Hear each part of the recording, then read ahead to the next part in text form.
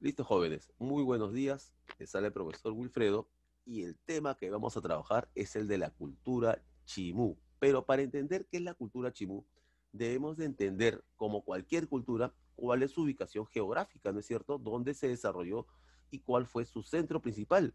Y este va a ser en el Valle de Moche. Y su capital va a ser Chan Chan. ¿Dónde queda eso, profesor? En el departamento de la Libertad.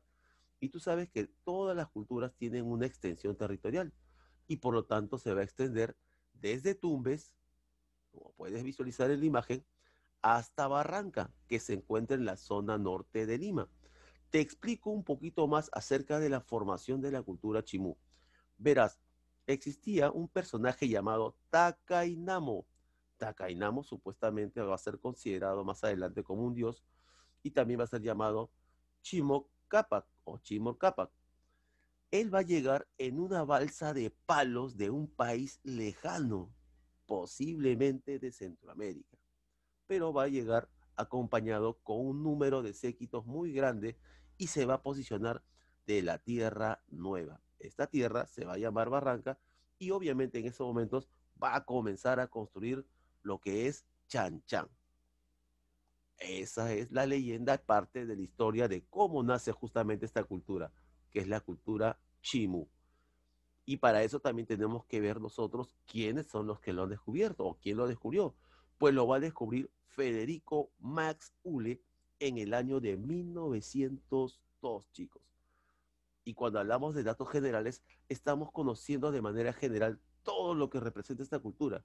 Van a ser considerados los mejores arquitectos del antiguo Perú. Su capital, como bien sabes, es Chan Chan y es además considerada la ciudad de barro más extensa, hecha solamente de barro, en el antiguo Perú. ¿Y cuánto va a medir? Alrededor de 20 kilómetros cuadrados, chicos. Y su fundador, como te estaba mencionando, va a ser Takainamo, que va a llegar de los mares y posiblemente de Centroamérica. ¿Ok? Entonces, vamos a continuar. Vamos a hablar acerca de la organización sociopolítica. Ah, fácil, profesor. Cuando hablamos de organización sociopolítica, estamos hablando de clases sociales. Exactamente. Va a ser un Estado clasista porque van a haber clases. Y además conquistador porque va a ser un pueblo también guerrero. Va a ser una poderosa organización o fue una poderosa organización política y social, aristócrata, sociedad guerrera, porque realizaban diferentes conquistas militares. ¿Y quiénes eran los líderes en base a lo que son las clases sociales? El que estaba en la parte más alta era el Chimu Capac, que es también llamado el jefe supremo. Más abajo vendrían los jefes regionales, ¿no es cierto? Los que apoyarían en las diferentes partes de las regiones de la cultura chimú. A ellos se les va a llamar alaec.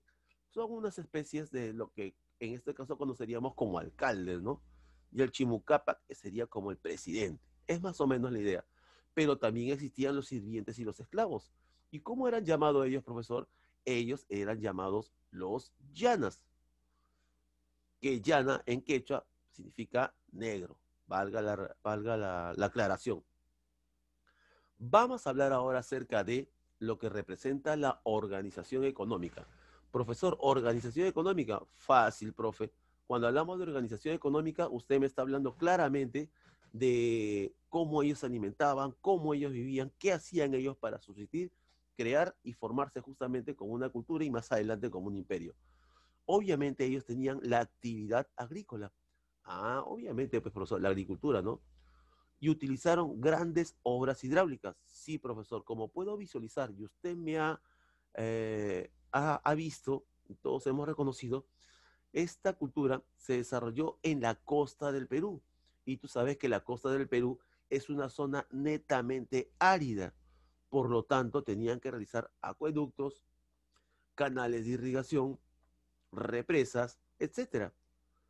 Y dentro de esas obras arquitectónicas, cuando hablamos nosotros de obras hidráulicas, estamos hablando de los puquios, los huachaques y además los canales de irrigación que ya te mencioné. Profesor, ¿y qué cultivaban principalmente ellos para que puedan desarrollarse y puedan alimentarse, obviamente, dentro de la cultura, dentro de la agricultura? Pues ellos van a cultivar lo que es el maíz, el frijol, el maní, ají, algodón y muchos tipos de frutas como el pacay, la ciruela, la lugma, la palta, etcétera. Pero además de eso, ustedes saben que ellos se encontraban la parte de lo que es el mar. Por lo tanto, también eran grandes pescadores y fue otra actividad fundamental. Ellos van a utilizar el caballito de Totora que puedes visualizar aquí en la imagen. Este caballito de Totora obviamente estaba hecho de un material vegetal que también es llamado Totora. Ellos realizaban diferentes embarcaciones en balsas y se iban a pescar obviamente al mar. Cuando hablamos nosotros del aspecto cultural, estamos hablando de la genialidad, ¿no es cierto? De la genialidad intelectual que tuvo esta cultura, que es llamada Chimú. Por eso te decía, son los mejores arquitectos del antiguo Perú. Además, su supremacía, los mejores, ¿en qué? En realizar actividades orfebres. ¿Qué significa orfebre, profesor? Lo que es malear los metales y realizar diferentes figuras en base a la maleabilidad de los metales. Vamos a hablar de la cerámica. Profesor, cerámica, la mayoría de las culturas ha utilizado el barro, ya lo sé. Sí, tienes toda la razón. Pero hay una característica que va a tener la cultura chimú, que va a ser monócroma. Profesor, y monócroma, mono es uno, no es el animalito. Y cromo es color, un solo color. ¿Y qué color va a predominar? El color negro. Y dentro de estas cerámicas va a ser o se va a representar en base a animales, frutos, personajes o personas humanas, etcétera. Además existen los huacos negros, azabache y también los huacos silbadores. Profesor, explíqueme un poquito acerca de los huacos silbadores. Bueno, te explico. Los huacos silbadores, sí, pues eran instrumentos musicales. ¿Hechas de qué? De arcilla. Utilizaban el fuego para cocerlas, como puedes visualizar acá, y después ingresaban agua hasta cierta medida dentro de este recipiente. Y al moverlos, al estar en movimiento, generaba diferentes sonidos. Sonidos de ave, sonidos para llamados, etcétera. En eso consistían los huacos silbadores. ¿Ok? Ahora vamos a la arquitectura. Fácil, profesor. Cuando hablamos de arquitectura, estamos hablando de edificaciones, fortificaciones, ¿no es cierto? Ciudades en sí. Tienes toda la razón. Se da el mayor desarrollo urbano. Urbano significa ciudad, pero que van a utilizar el adobe, los frisos o arabescos. Los frisos o arabescos son más que nada adornos en las paredes. Y para edificar, como puedes visualizar acá en la imagen, en la ciudadela de Chanchán, que tiene alrededor de 20 kilómetros cuadrados. ¿Ok? Chanchán, o Sol, es la capital de Chimú y es considerada, obviamente, te estoy mencionando nuevamente, la ciudad de barro más extensa. ¿Y existen otros restos, profesor, aparte de Chanchán? Sí, la fortaleza de Paramonga y la muralla de Chimú, que mide alrededor de 66 kilómetros. Entonces, profesor, como ellos se encontraban en la costa, utilizaron el adobe, exactamente. Y para poder adornar sus paredes, utilizaban los frisos o arabescos. Muy bien. Acá también tenemos el Palacio de Chimú. Y ahora vamos a la orfebrería, que es el uso del metal, malear el metal y formar a través del metal. Van a emplear tres tipos de metales: el oro, la plata y el cobre. Van a utilizar técnicas de fundición. Cuando hablamos de técnica de fundición, es que el mismo elemento, el metal en este caso, se exponga al fuego y de esa manera este metal va a ser maleable y va a ser fácil de moldear para formar diferentes figuras. Dentro de estas técnicas estaba el martillado, que hasta ahora se usa, la soldadura, el plateado, la aleación, que significa unir dos tipos de metal, y qué tipo de figuras realizaban cuando maleaban o realizaban este tipo de actividad en la orfebrería. Hicieron narigueras, brazaletes, el tumi, que en quechua significa cuchillo, o también conocido como cuchillo de Illino, y donde su rostro que puedes visualizar acá representa al dios de ellos, que es el dios Nailam. Acá también podemos ver una vasija que se representa como el Quero. Vamos a la última parte a hablar acerca de la religión.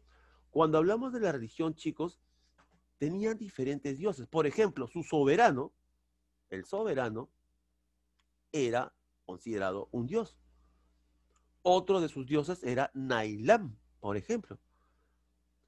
Cosa curiosa, le daban un culto especial, pero ¿a quién? A la luna, chicos, ya que consideraban a la luna como más poderosa que el sol. Es así que tiene dentro de la cultura chibú un templo especial para la luna, que se llama Xi'an, o también llamado Casa de la Luna. Profesor, ¿y con qué nombre se conocía a los diferentes dioses o a las diferentes deidades? Sencillo. La luna, por ejemplo, se le reconocía como Shi, S-H-I. Al mar como Ni, N-I. Al sol se le conocía como Jiang, J-I-A-N-G. Y a la tierra se le conocía como Gis, G-U-I-S.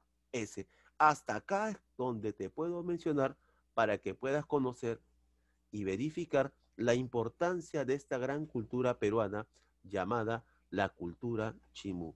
Espero haya sido de tu agrado, hayas entendido y bueno, en cualquier momento vuelvas a ver nuevamente la grabación.